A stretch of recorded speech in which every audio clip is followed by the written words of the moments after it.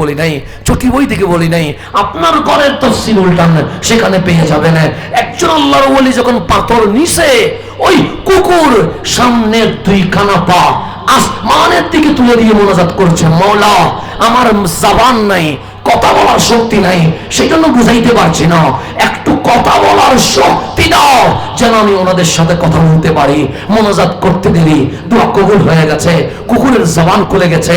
কুকুর বলছে, তাফসীর বলছে, কুকুর বলছে, হে আল্লাহর ওলি, আমাকে দৌড়াইয়েন না, আমাকে তাড়াইয়েন না, আমাকে পাথর মারিয়েন না, ওয়াল্লাহ খুদার কসম, ইন্নী উহিব্বুল আউলিয়া ওয়াস সালিহিন, আমি কুকুর হইতে পারি কিন্তু আমি আল্লাহর ওলিকে মুহাব্বত করি।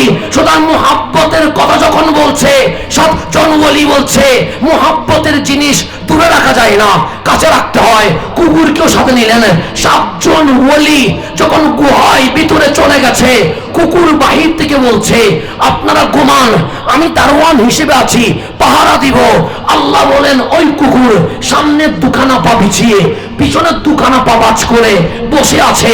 309 বছর গুহার সামনে ছিল।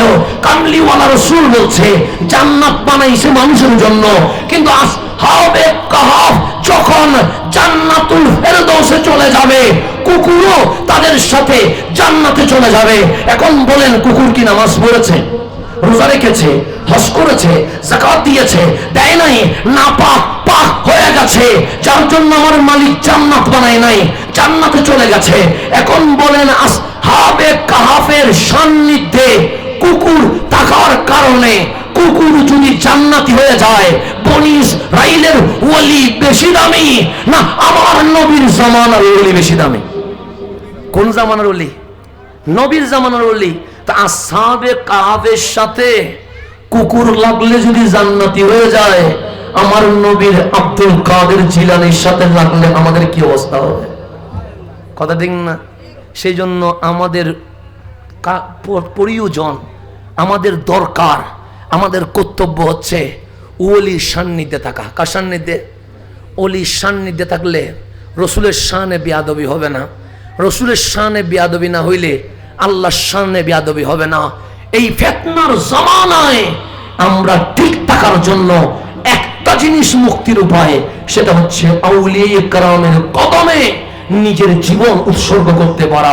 সেই জন্য আসেন, সৈয়দপুরের মানুষ বড় ভাগ্যবান, কখনো কায়েদে মিল্লাত চলে আসে, কখনো আওলাদ রাসূল চলে আসে, আপনাদের এই জমিন ধন্য করে ফেলে। না চাইতে ওলির কদমে সৈয়দপুরের জমিন ধন্য হয়ে যায়। সুতরাং আমরা থাকবো কার সাথে? ওলির সাথে। আল্লাহ যেন আমাদেরকে ওলির সাথে থাকার তৌফিক নসিব করে, আমিন। আজকে যেহেতু সময় কম নিব বলেছিলাম,